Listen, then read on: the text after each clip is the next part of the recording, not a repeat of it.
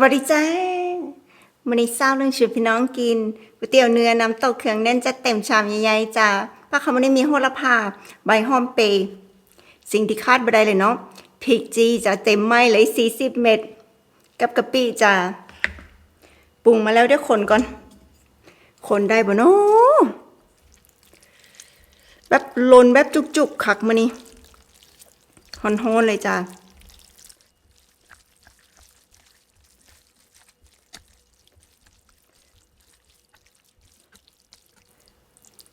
ซิมก่อนจ้า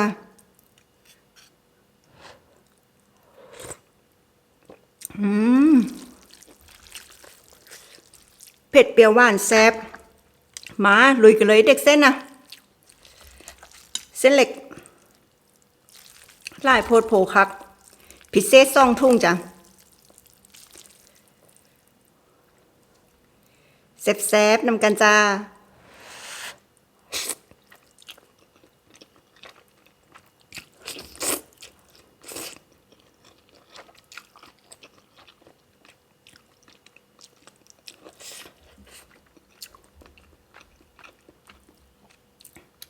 เนื้อเปื่อย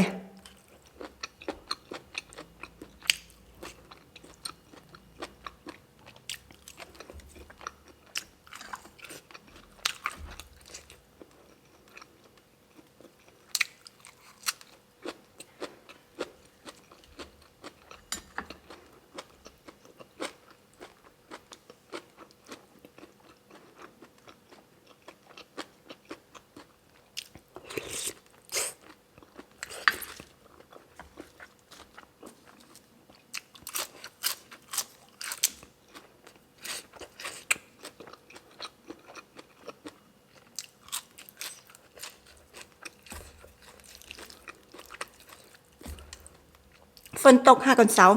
ตอนไปซื้อก๋วยเตี๋ยวฝนตกแห้ง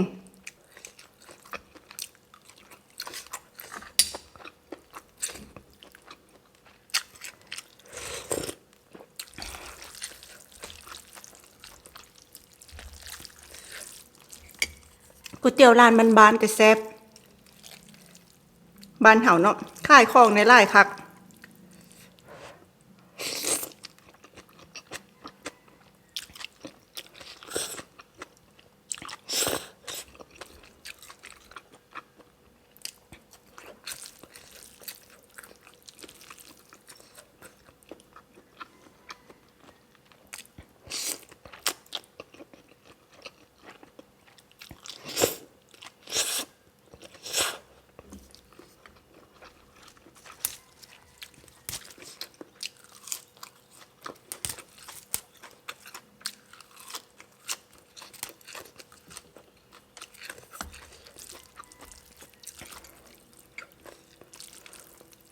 ฝนตกก็คือยากสดฮ้อนๆอุ่นท้องดีเนาะ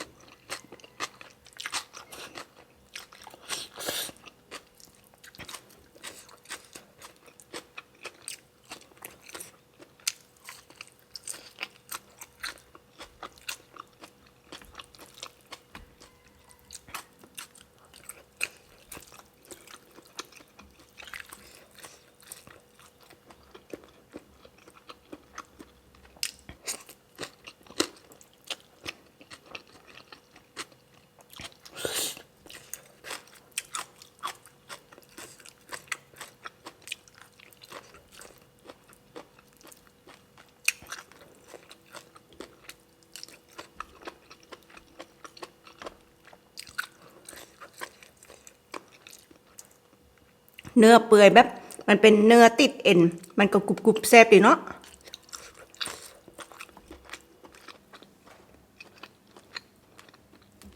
หลังบ้านสิเอาหินมาลงอยู่ตอนนี้ลงเสร็จแต่หน้าบ้าน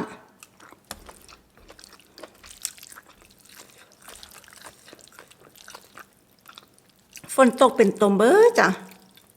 แจ็คสันเข้าออกกันยากเปื้อน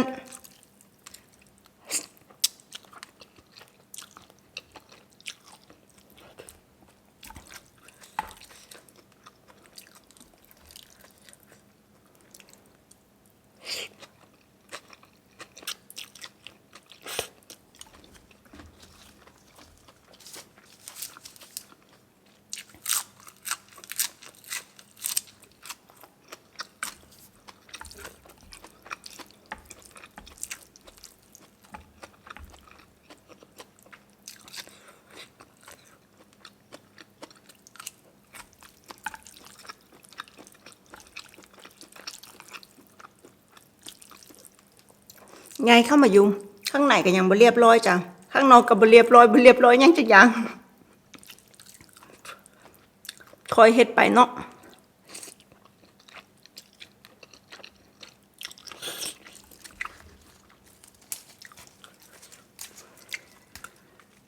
รัวกับรัวเฮ็ดแบบชั่วคราว